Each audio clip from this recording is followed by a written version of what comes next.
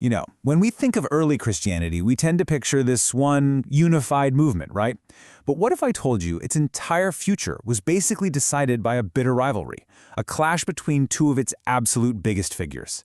This is the story of James, the brother of Jesus, versus Paul, the outsider, a showdown of ideas that would literally define a global faith.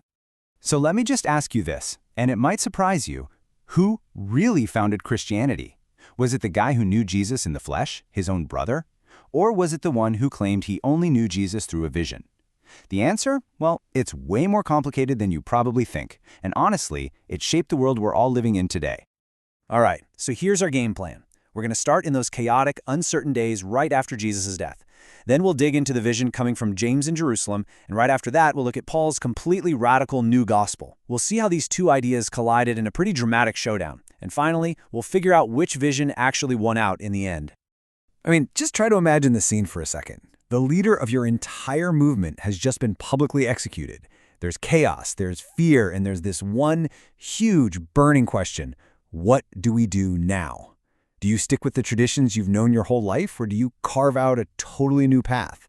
The stakes could not have been higher. So, in one corner, we've got James, the brother of Jesus.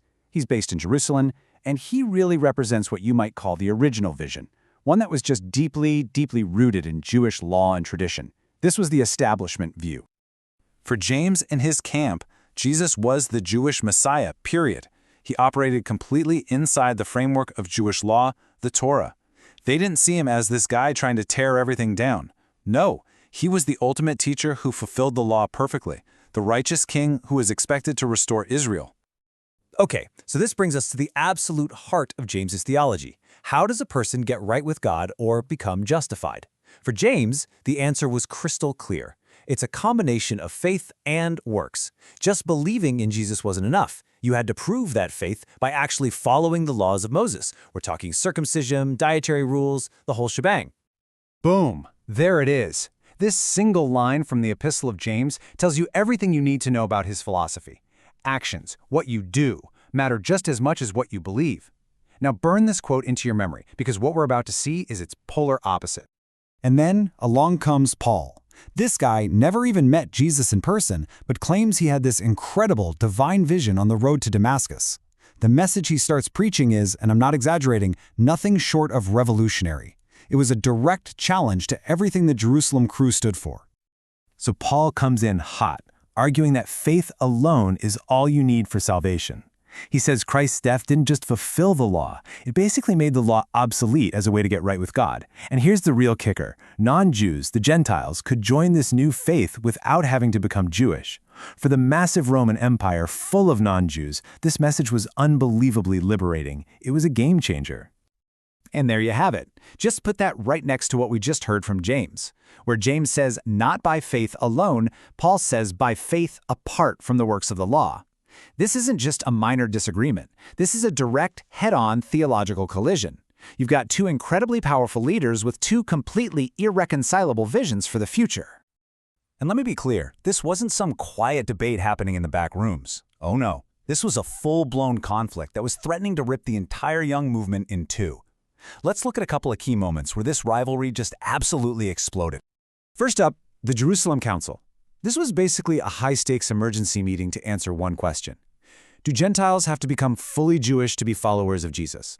Paul is there, arguing fiercely that no, they don't. But the guys from James's camp are demanding that they do. In the end, they reach this kind of shaky compromise. But believe me, the tension was far, far from over. And that unresolved tension, that paper-thin compromise, it finally boiled over in a city called Antioch. This is where the fight stopped being about abstract ideas and got deeply personal. We're talking face-to-face confrontation. Paul himself writes about this. He says Peter, one of the original disciples, was totally fine eating with the Gentile followers. That is, until men from James showed up. The moment they arrived, Peter got scared of this pro-law group and backed away. Paul was absolutely furious. He called Peter a hypocrite to his face, accusing him of betraying the gospel. I mean, you can just feel the raw anger coming off the page. Okay, that was a lot of drama, I know. So let's just pause for a second and boil it all down. Let's put these two visions right next to each other, because when you see them side by side, the core differences become crystal clear. Look at this chart. It lays out the fundamental divide, and it's like night and day. For James, salvation is faith plus the law, and if you're a Gentile, you've got to assimilate. For Paul, it's faith alone. The law is no longer the path to salvation, and Gentiles are welcomed in as they are. We're not talking about small details here. These are basically two different religions operating under the same roof. To put it as simply as I can, this was James's bottom line. Faith is just an idea in your head until you prove it with your actions by obeying God's law. And then you have Paul's counterpunch. The law can't save you, only faith in what Jesus did can. The contrast is just so stark, so powerful, and it decided everything. So, after all the arguments, all the confrontations, all the drama, who came out on top? Which of these two powerful competing visions would go on to shape the next 2,000 years of human history? Well, the answer is pretty clear. Paul won, hands down.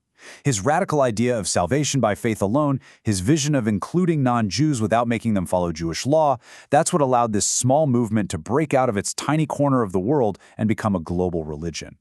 The version of Christianity that spread across the Roman Empire and eventually the entire planet, that's Paul's version.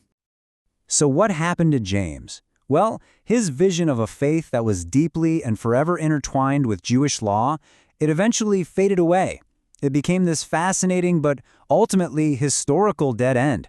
It's the path not taken by what we now call mainstream Christianity. And that leaves us with one final, absolutely massive question. Just think about it for a second. What if James had won? What if his vision had been the one to prevail? Would Christianity have just remained a small sect within Judaism? How would the entire history of the world be different? It's just a powerful reminder that history isn't inevitable. It's forged in conflicts, just like this one, between rivals with competing visions for the future.